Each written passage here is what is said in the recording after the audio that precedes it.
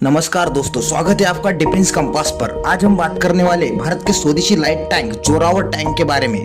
दोस्तों, भारत की रक्षा ताकत अब और भी आगे बढ़ चुकी है। हमारे देश की धरती पर तैयार हुआ जोरावर लाइट टैंक अब पूरी तरह से युद्ध के लिए तैयार हो रहा है और हाल ही में इस टैंक ने अपनी ताकत को साबित कर दिया है जब इसने सफलतापूर्वक नाग MK2 एंटी टैंक मिसाइल को फायर किया। यह परीक्षण 17 अक्टूबर 2025 को पोखरण के फील्ड फायरिंग रेंज में हुआ और इसने साफ दिखा दिया है कि भारत अब ऊंचाई वाली इलाकों में आर्म वॉरफेयर यानी टैंक युद्ध के लिए भी आत्मनिर्भर बन चुका है। Chapter 1 Zorawar light tank, Bharat का नया योद्धा। जोरावर लाइट टैंक को भारत की रक्षा अनुसंधान एवं विकास संगठन यानी DRDO ने L&T के साथ मिलकर बनाया है। इसका नाम रखा गया है जोरावर, यानी 19वीं सदी के महान डोगरा सेनापति जनरल जोरावर सिंह के नाम पर, जिन्होंने हिमालय की ऊंचाइयों पर भारतीय सेना का परचम लहराया था। जोरावर का वजन लगभग 25 टन है, यानी यह भारत के दूसरे भारी टैंकों जैसे कि T-90 भीष्मा या अर्जुन MK1 से कई हल्का है और यही इसकी असली ताकत है। यह टैंक खासतौर पर हिमालय और ऊंचाई वाले इलाकों के लिए डिजाइन किया गया है,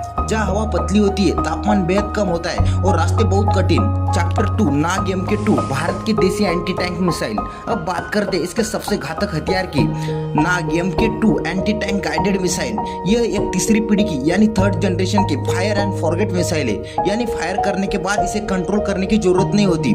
यह खुद टारगेट को खोजकर उसे ध्वस्त कर देती है। इसकी रेंज है 4 से 5 किलोमीटर तक और यह टॉप अटैक प्रोफाइल में दुश्मन के टैंक के सबसे कमजोर हिस्सों पर ऊपर से हमला करती है। परीक्षण में नाग MK2 ने अपनी सटीकता, टारगेट ट्रैकिंग और टर्मिनल लेथेलिटी यानी विनाशकारी क्षमता साबित कर दी है। चैप्टर 3 जोरावर की प्रमुख खूबियां।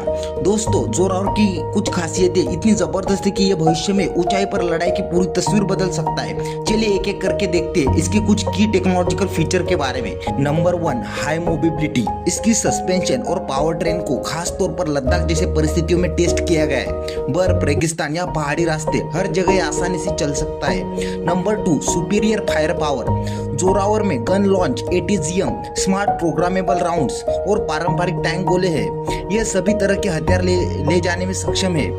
Number 3, protective system. इसमें explosive reactive armour, CBRN safety system, soft skill counter measure और ऑटोमेटिक फायर सिस्टम मौजूद है, यानी किसी भी अचानक हमले से खुद को बचाने की पूरी क्षमता रखता है। Number 4, enhance survivability.